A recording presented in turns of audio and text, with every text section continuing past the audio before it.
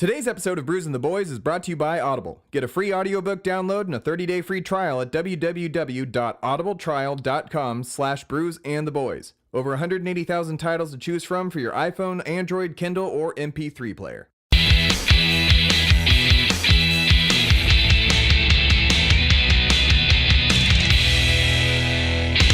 Prepare your ears for a Waffle Butt Media podcast.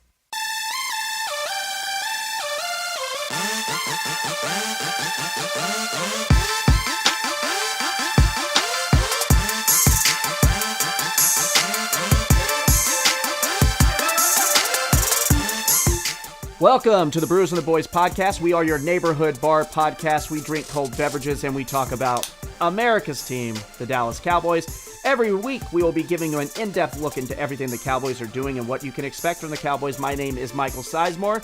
I have been following and writing about the Cowboys for many years and currently contribute to Blogging the Boys. You may follow me on Twitter at Mr. Sisemore. Follow the podcast at Brews and the Boys. With me, as always, is my producer and football literate sidekick, Timmy Two-Step. Hello, everyone. And like we mentioned earlier, since Tim was, like we mentioned earlier on our other podcasts earlier in the week, Tim was rooting for the Eagles since he was born outside Allentown, Pennsylvania, so he has been relegated to a smaller role.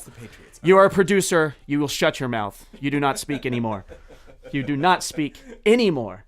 And so, you can follow him if you want to on Twitter. You don't have to, but you can send all your hate mail to him at TIMMYIISTEP. So let's get down to it. We got the wonderful, the great Tom Ryle here again with us. He is going to be talking to us today about the Dallas Cowboys rumor mill that has been going on for about a couple of weeks now. Everyone has their ideas on things. We're going to get into it all here. So we're not going to take any time out of that. We're just going to go right into it. Tom, welcome back to the show. How are you today? Yeah, good to be back. I felt like I was just talking to you. It's kind of fun to be on with you doing this. And yeah, it's that time of year when it feels like everything gets discussed, isn't it? Yeah, oh, absolutely. It feels like everything is just, everything changes in a blink of an eye, and everything just becomes, everything becomes, like we said, what have you done for me, Yeah. So we're going to get into the first question we have for Tom here. Let's talk about Dez Bryant and David Irving, two guys that the Cowboys, David Irving being the Cowboys' defensive tackle, defensive end, defensive lineman, we'll just call him, who was pretty incredible. And Tom Ryle had an amazing story up on Blogging the Boys about David Irving that you need to check out. Go to to bloggingtheboys.com and search for that article by Tom Ryle. It is on the front page. Or if it's not, you could just hit the next page and it's going to be on the second page. But it's there. You need to read it. He's got some great words on that. But we're going to get into it. So what is your take on Dez Bryant and David Irving? And what were your thoughts on what Stephen Jones, his candid comments that he had at the Senior Bowl regarding the two? Well, I've often felt that one of the bad habits that the Jones family has, that's both Stephen and sometimes Jerry, is that they like to negotiate the media. They like to throw stuff out there to kind of put a little pressure on players and everything, or send signals or whatever. And I wish they didn't do that, but you're not going to stop them, so what can you do? Looking at Dez and Irving, I think they need both of those players on the roster next year.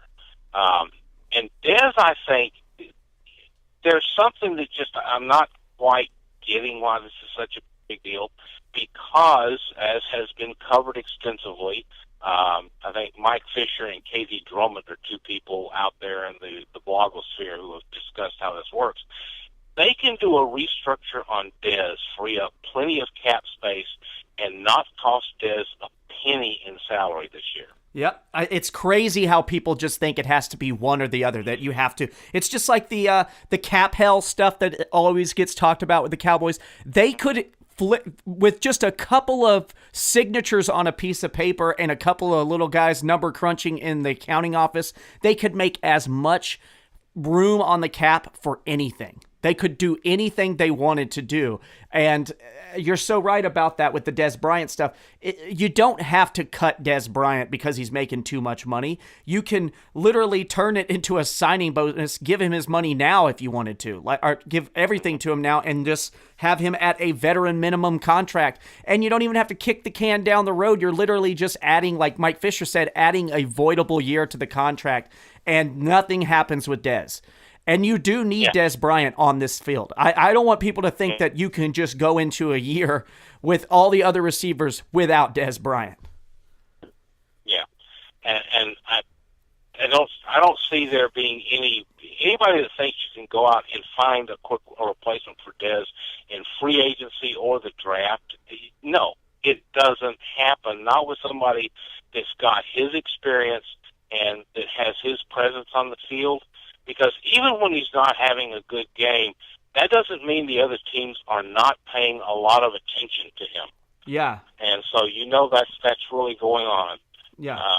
You have to forgive me for a second because I feel like I'm in the old Hitchcock movie, The Birds. A bunch of a flock of birds just flew into my yard, and I'm going, my goodness! I'm sorry to throw that out. That's okay. I had to get my thoughts back in line. Yeah. What do you make? As for go ahead. Go ahead. No, you go ahead. You go ahead. Yeah, I think Dez is going to be there. They'll work everything out, and I like you said, I don't know what the point of all this discussion is. The team ought to be lining this up and ought to be talking to Dez to reassuring that they're going to do right by him. Yeah. Now, David Irving is a little more puzzling situation, but I really think they would just be making a huge mistake not to find a way to at least keep him around for a couple of years. At least find out if he's going to continue to play at a very high level and if he can indeed stay on the field, because he has had little injury problems, some suspension problems. So you've got to see the production. But if they could work out a performance-heavy contract like they did with Greg Hardy, that's the way I think they need to go. And if they were able to figure that out with Hardy, why can't they figure out something with Irving that protects the team and rewards them for performance and buy themselves a couple of years to find out if they want to go with a long-term deal with it? Yeah, I think that's easily doable, and I think that's what they should do, because I don't think like you mentioned earlier, Dez and David Irving are almost a similar situation to me. I don't think you want to be without either guy, because if you take either guy out of the roster, then you have two big problems that you have to fill. And I don't think you want to be in the business of creating more problems for yourself. A little bit on that Dez Bryant and Dak connection thing I wanted to get to with you. Do you believe that it was like the Dez and Dak connections was something about like what we talked about in the last episode, where it's just that the Cowboys, it's not that their connection is necessarily totally destroyed, because they were fine in 2016. If you saw at the end of 2016, they had a great connection with each other, and Dez Bryant had got to the Pro Bowl because of it. But don't you think that the fact that Dak is on the field looking to get the ball in the hands of his best playmakers, that he doesn't have a lot of other guys around Dez that he may necessarily feel really helps him out when he gets them the ball? Now, I'm not going to say that I have the absolute truth on this. I think the problems this year were more with Dak, with the team not putting him in as good a position as they did his rookie year for some reason. It did seem like they tried to move more towards let's just make him Tony Romo 2.0, and he's not. Yeah. Now the talk is they're going to start trying to spread the field out, which makes, to me, I think that makes so much sense. Spread the field out, use his mobility, and also, give Ezekiel Elliott a little more room to operate, so that you don't just benefit the passing game, rather you also get a good running game benefit out of everything. I think getting Dak more comfortable he said himself he's going to be working on his accuracy, which I think was really big. He was getting the ball to receivers, but it wasn't well placed. Yeah. And that was, I think, a problem. There seemed to be a little erosion of confidence on both ends with Dak and the entire receiving corps. And I think that's going to be a big focus for the offseason and going into training camp to get all that stuff reestablished. So I'm not terribly concerned with Dez as the number one wide receiver. This goes back to the coaches that we talked about last time. Yeah. They've got to get these people into position to succeed. That's what they need to focus on, and that's what they did not do a very good job of last year. Yeah, so before I want to get back into David Irving, I want to finish this thought on a couple of thoughts on Dez Bryant. Do you believe that the front office is going to ask Dez to take a pay cut or anything like that? Or do you believe that they might do the Mike Fisher situation? Or what do you really realistically see happening regarding Dez Bryant? And there's just kind of a lot of smoke and not really a lot of fire there. I can't see them going to him and asking for a pay cut. He's basically said, "Don't do that. Don't you even go there." And it makes no sense. Why do you irritate a guy who is still going to be a focus of your offense, who's still one of your most potent weapons, and that you can't just go out and replace? To me, I can't see how they can't go in with some kind of a restructure. Yeah. And handle things that way and say, look, this is all just about cap space. We're going to make sure you get your money in your bank account. You don't need to worry about that. And you know what? Another thing that Mike Fisher jumps on that I know you and I also share in this feeling. Dez Bryant means a lot to the Jones family. He means a lot to Jerry Jones, especially as a son almost. And I think Dez Bryant means a lot to the Cowboys organization. What he did during Hurricane Harvey to help all that kind of stuff with the phone calls and everything like that. Every time you see him talking to Jerry Jones in public, it's yes, Mr. Jones, no, Mr. Jones, I love you, things like that. There's a real relationship there between those guys. And like I said, I think, like you said, Dez Bryant means a lot to the locker room too. I think that they really look at him as a leader. I think that he has changed that whole sophomoric mentality of you have to be, when you come into the league, you have to, be ridiculed and hazed and all that. He has allowed none of that as the Cowboys leading, the leader in that locker room. He has changed that. Yeah, does he have some distractions sometimes on the sidelines? Yeah, because he's a passionate player. But I think you're right. Dez Bryant is the number one receiver. You're not, even if you go and draft one early, which I'm going to ask you that here in a second, you still have that guy. Your hope for that guy would be that he usurps Terrence Williams more so than he tries to take on someone like Dez Bryant, who is the franchise leading holder of touchdown catches. You know what I mean? Yeah. Exactly. That's something that we'll get into a little bit. And you're completely right. Yeah, you're not drafting the guy to replace Dez Bryant in 2018. You're drafting someone to line up across him and be more effective. Yeah.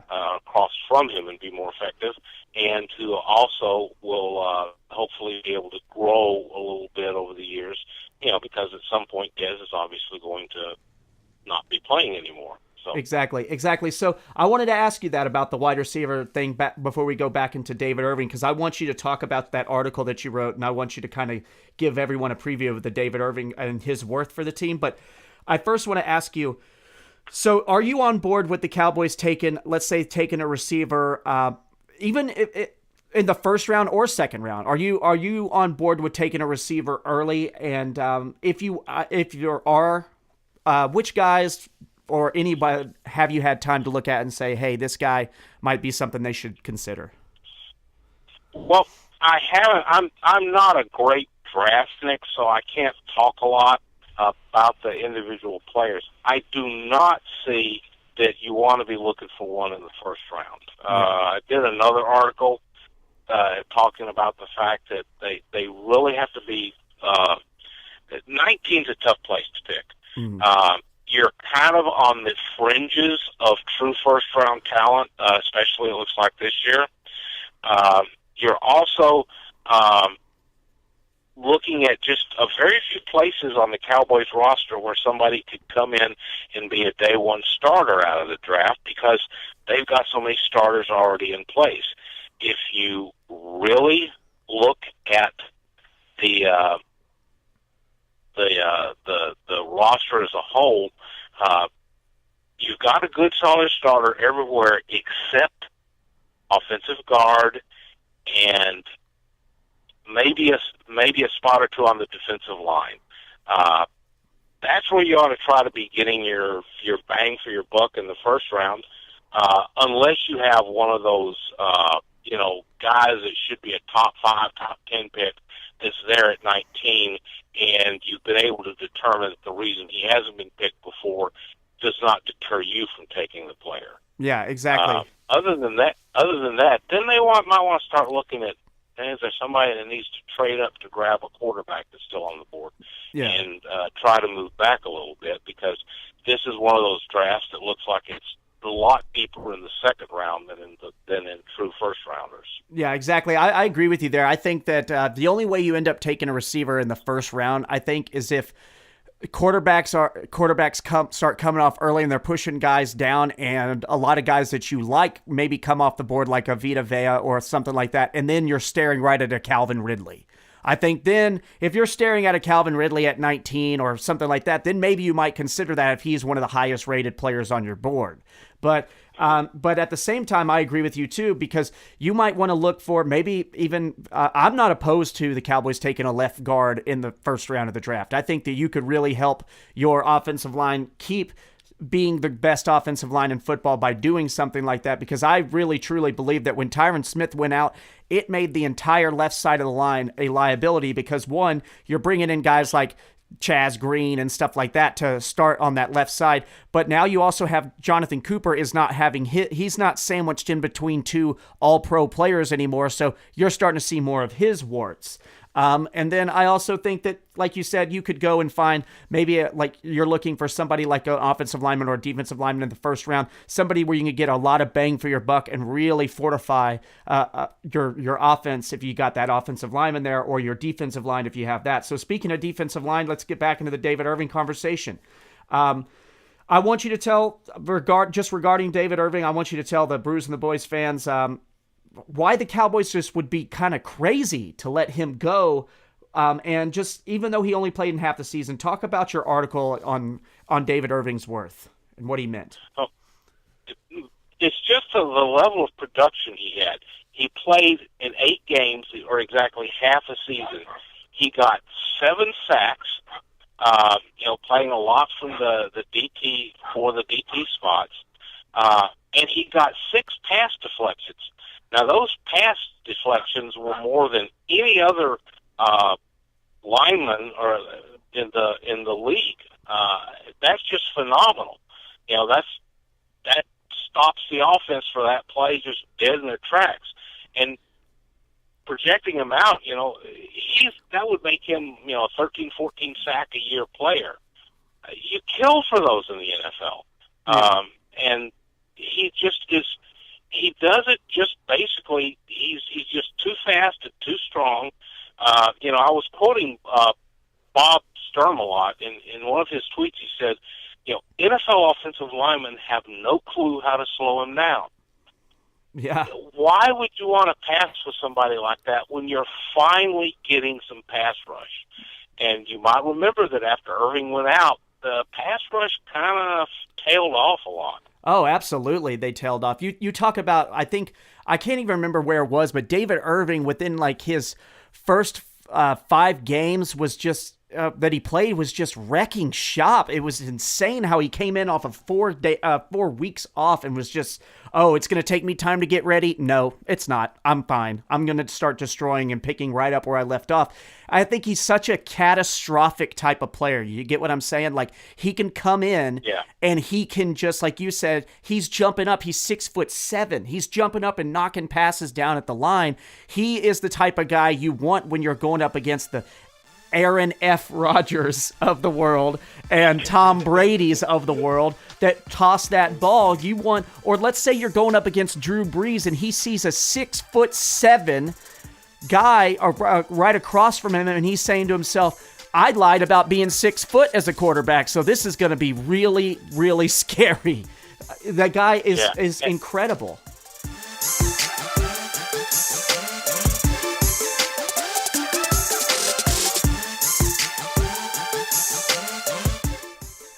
And the thing that is really important is that he has such speed with it. In a league now where the target seems to, for the quarterback to get the pass out in about 2 seconds, most defensive linemen really can't get to the quarterback unless there's some kind of a delay, or the quarterback loses his first read, has to pull the ball back down and try to find another receiver or something. Irving is one of the few people that can actually get there fast enough. The quarterback can't really do much. Yeah, exactly. And you don't see that. It just seems incredible that they're not looking at this a lot harder and trying to make sure that they don't mess up and lose him. Yeah, because you talk about Stephen Jones's comments there. Sorry to interrupt, but you talk about Stephen Jones's comments there, and you say to yourself, like, why would you even want this guy to walk outside the door? Because what is a second round pick really going to get you, Stephen? Is it gonna? It's not going to get you that guy. It's not going to get you that guy where he is right now. So to keep David Irving makes all the sense in the world. And I think if I was Rod Marinelli and Stephen Jones came up to me and asked me, "Hey, we're thinking about trying to get try to parlay a second round pick for David Irving," I would ask Stephen Jones to take a drug test right in front of me. I would. I wonder if Stephen Jones has actually addressed that question to Rod Marinelli, and just how not suitable for work Marinelli's answer was. Yeah, exactly. It had to have been, because Rod Marinelli is building a defensive line that's taken him years to get DeMarcus Lawrence to where he was this year with his 14 and a half sacks and going to the Pro Bowl and being an all-pro player, all that kind of stuff. And now you got David Irving here, who's the second part of that. Other than that, like I said this in my mock draft that I'm writing this week, you have a lot of guys that are versatile, they have scheme flexibility, they can do this. Okay, why not just get guys that are good? That are just good at doing their job. Like this is what I say when I say the Cowboys should find a real 1-tech and let Malik Collins and David Irving destroy from the 3-tech. Why not let guys just get a big fat guy that takes up space and swallows up rushing lanes and takes on blockers so guys can get free? There's nothing wrong with having a guy that does his job well and you don't have to worry about. Mm-hmm. Yeah, this is again that thing about putting your players in a position to succeed, and that is something that I think they can work on improving on the defensive side just as well as on the offensive side. That's getting those linemen out there with an assignment that suits their skills. Yeah. And the thing about Irving is, put him inside, put him outside, he's still scary. Yeah, he really is. He's effective from anywhere you put him. Yeah, you talked about the versatility thing. Well, he's a case where it's a player you can actually do that with. Yeah. They're trying to do it with all these guys that really aren't that suited. And here they've got a guy that can flip inside and outside and just come at the quarterback from every angle imaginable. And they're a little concerned about him kind of maybe raising his fist after the national anthem, and he's got pierced nipples, and did you see that weird hairstyle he's got? And there seem to be some problems. Maybe he missed a couple practices. Okay, let's sit down and work this stuff out. Because you can go to David Irving. He's the type of guy you can go to him and say, here's the deal. We want you to be a lot more consistent. We want you to be a more consistent product on the field, off the field, in the locker room, all of that. So we're going to give you a deal here, but we're going to make sure that it protects us as well as protects you. So let's work on that. And I think you could easily come to an agreement there. But if it comes down to tagging, which I think it's going to end up being, I am not tagging him a second-round player because I don't care what that second-round pick is, even if that's at the top of the second round. You're not getting the production that you would have by having David Irving on the field. Yeah. Yeah, somebody's going to bite on him. Oh, yes. I'm firm convinced with a second-round tender, somebody's going to come up. They're going to make an offer.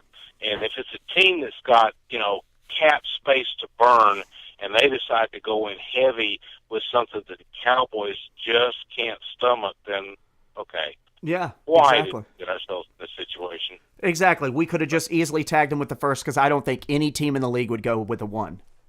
I don't think they would do that. But, okay, so the David Irving goes, guys, go check out Tom Ryle's post on Blogging the Boys. It's amazing. You got to read it. It lays out all of this and more. But now we're going to get into a little bit of some meat and potatoes here that I think is kind of funny because I think Cowboys Nation's losing their mind with this. Let's talk about Seahawks safety Earl Thomas. Now we've had a hiatus, so our a football illiterate producer here doesn't know where we're going, so we're going to give him a short, a little detailed explanation here, and then we're going to have Tom Ryle just go wild. So safety Earl Thomas is an all-pro safety for the Seattle Seahawks, part of the Legion of Boom, part of the Super Bowl Seahawks. He stated after the Seahawks beat the Cowboys on Christmas Eve, he ran into the locker room after Jason Garrett. He grabbed Jason Garrett and they videotaped him saying, "When this team kicks me to the curb, come get me. I want to be a Cowboy. Come get me. I want to play for the Dallas Cowboys." He said hi to Dez. He said hi to a couple of people, and he was really like, Jason Garrett and Earl Thomas were hugging. They were like hugging as if they were old friends. But he said that, and he didn't necessarily back away from it all that much. He kind of doubled down on it at the Pro Bowl a week and some change ago, where he just said, "I'm not going to sign a deal with the Seahawks if it's not going to be a long-term deal that puts me and my family in position to be able to feel comfortable and secure. I'm not going to do that." So I just said what I said about the Cowboys because the Cowboys I'm from went to the University of Texas. The Cowboys are my team. I've always been a fan of the Cowboys, and I always wanted to play for the Cowboys. So that's what I said. So he did not back down. So it was a little bit blunt, but I'm going to ask Tom here, what are your opinions on Earl Thomas's bluntness of wanting to become a Cowboy? And then I want to ask you also about Chris Richard, because the Cowboys hired Chris Richard. He is one of the architects of the Legion of Boom. When Earl Thomas was there, he was one of the guys that drafted Earl Thomas to Seattle. So I just want to know, first and foremost, the first two questions, just what is your thoughts on his bluntness and what he said? And do you think there's some correlation with the fact that Chris Richard was hired? And we'll go from there. I think this was maybe a case of where he was a little too honest in his first reaction, that was kind of a genuine thing, that he really likes the idea, which kind of makes you start wanting to backtrack and see if there's some dots to connect. Is he getting a feeling that the Seahawks are not wanting to do a long-term deal with him or whatever? Are they looking to just let him go at the end of his current contract? And so I believe the situation is he would have to be traded, correct? Yeah, he would have to be traded because he does have one more year on his deal. Yeah. I was wanting to make sure I had that correct. He may not want to play out a year and then just go straight into free agency. He may be looking to get something longer term right now, because you always face that risk of having an injury and all of a sudden there's nothing left after you get done playing out, you're getting paid out through your contract on IR. Uh-huh. So he may want to try to get a little extra security now. He's looking for that final deal. So I think that there may be something there. I think that he really would kind of like to go to Dallas.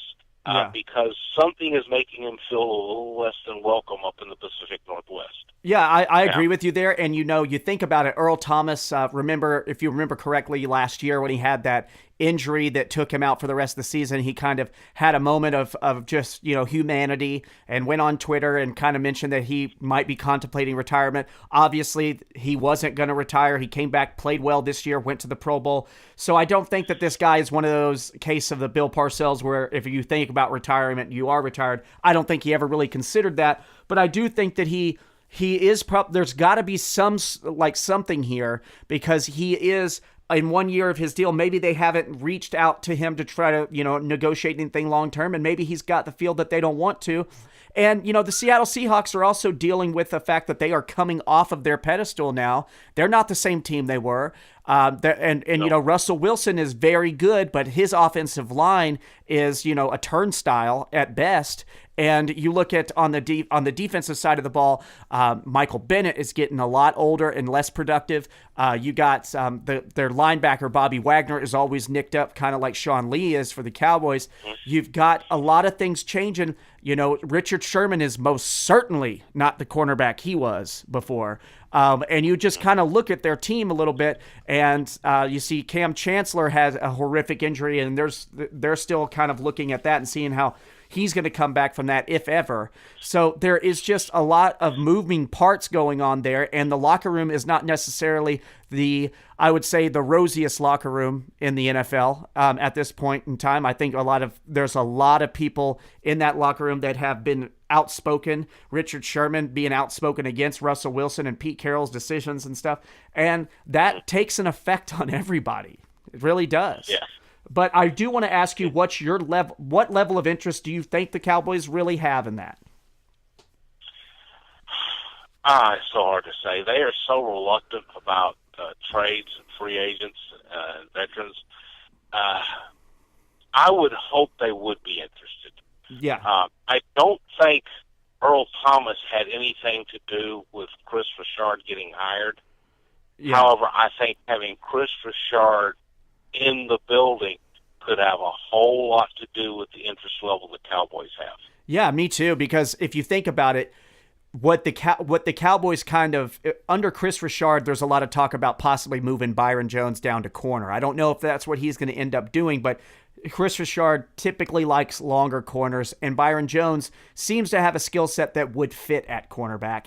But that also means that you really need a free safety, and I think they really need a free safety anyway, regardless of Byron Jones. I wrote about possibly taking a look at Chargers safety Trey Boston, who fits the free safety role almost to the T. But if you could get an all-pro safety like Earl Thomas, then that changes the game for the Cowboys defense, wouldn't you say?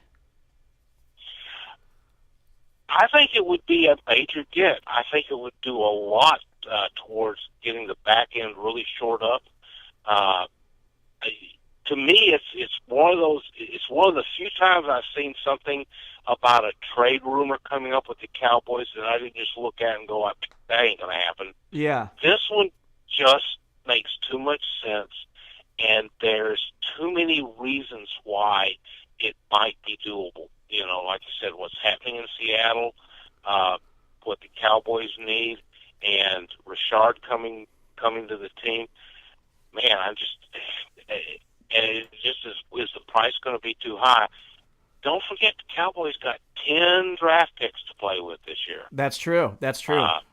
Yeah. Is what does Seattle really want? What are they really looking at? Are they looking at just blowing up the secondary and starting over again, in which case maybe a fourth-round pick might be something they'd want, to help them with that. Yeah. And it's just, you have to find out. I certainly hope that the Joneses are working the phones trying to find out what might not be doable. Yeah, and we know the Joneses, though, Tom. We know that they know how to work phones. We know that Jerry still has a flip phone, but he knows how to work it. Yeah. Actually, he had to trade that sucker in. Oh, really? Yeah, the only reason why he traded it in? Why? Because AT&T is a sponsor, and they're like going, "We don't want you walking around that music." Fair enough. Somebody put a dollar sign up in front of him. Someone said, "Mr. Jones, Hall of Famer, Mr. Jones. We just want to let you know that it is 2018, and we're not going to put up with that crap anymore. You're going to be carrying around one of these smartphones. Be a smart person." Thrown away by spies. And when I say smartphone, you're carrying around iPhone X. Okay, so that's what it is. You're going to do that. Yeah. So even if he has to hire somebody to carry it around and work it for him. Well, you know what we always this is an inside joke that we had, Tom, back at the draft. But when we were in Chicago, you remember I went to Chicago for the draft, and I had a couple of friends with me to to do that. When they took, I can't remember who they were selected, but when they did, I think it was Ezekiel Elliott, and they start hugging in the war room, Jerry just kind of pushes Steven off of him. And my friend Michael, who was standing near me, he's just like, do you think Jerry just said, "Get your hands off me, Steven. Get on the phone. Leave me alone." Just stuff like that. It was just like, get your hands off me. Yeah, so it was just kind of funny. But back to the topic, and then we'll finish out here with Tom Ryle giving us so much of his time the last week, and we really appreciate that. But so you're saying just kind of, fans, you might want to sink your teeth into this just a little bit, just to gauge some interest, but you don't think that this is just Earl Thomas lobbying for a new contract with the Seattle Seahawks. You think that there is maybe some mutual interest of, let's part ways here and see what can happen, what we can get out of it. Yeah, or he's getting an uneasy feeling about Seattle. I just think there's a little fire behind the smoke on this one.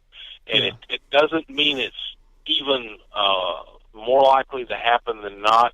It just means that I don't think this one is something you just can dismiss out of hand. Yeah. And I personally would like to see it happen. I think it would be a big help for the Cowboys. And I think it would finally quiet some of those people who just keep saying, why don't they ever make a move in free agency? Why don't they ever do anything exciting? Exactly. And I think you were, when you were looking at that and about draft picks and stuff, you're sitting here and saying the Cowboys have so much to work with in the draft. I don't think there's any way that, the Seattle Seahawks can get the Cowboys to give a 1, 2, or maybe not even a 3. But if you think about it this way, teams will do a lot if they can get something out of it. If they feel that Earl Thomas doesn't want to be here, he wants to be in Dallas, and he doesn't even really want the long-term deal from us. He wants to go to Dallas. Well, we don't want that in our locker room anyway. Let's try to get something that we can out of it. And if that's the case, then I think the Joneses are in a great spot to do it. Yeah. So, go ahead. And then they know how to offer contracts to people too, because obviously part of it would probably be that he'd want to come in and negotiate on a new contract or hold out. So they're going to have to get that lined up. But like you said, I think they can do that. Yeah, I think they would. I think that there's no way Earl Thomas comes to Dallas without it's a trade, and then they negotiate the new contract, and then they announce it. I mean, that's how I think. Yeah, an extension. Yeah. So we want to thank Tom Ryle for joining us again today to talk about the rumor mill that is circulating the Dallas Cowboys team. And we want to thank him for helping us with the last episode as well. You can follow Tom Ryle at Tom Ryle BTB.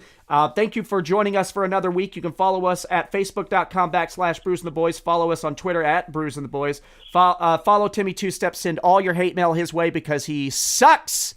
And then we want you to follow me at Mr. Sisemore. We want to thank Tom Ryle again for his time spent with us, and take care, Cowboys Nation. We will be back in your ear next week, and expect Tom Ryle to be on this show quite a few times this year. If you like what you heard, you're probably going to hear a lot more of Tom Ryle this year. Thank you for joining us again. Goodbye. Goodbye.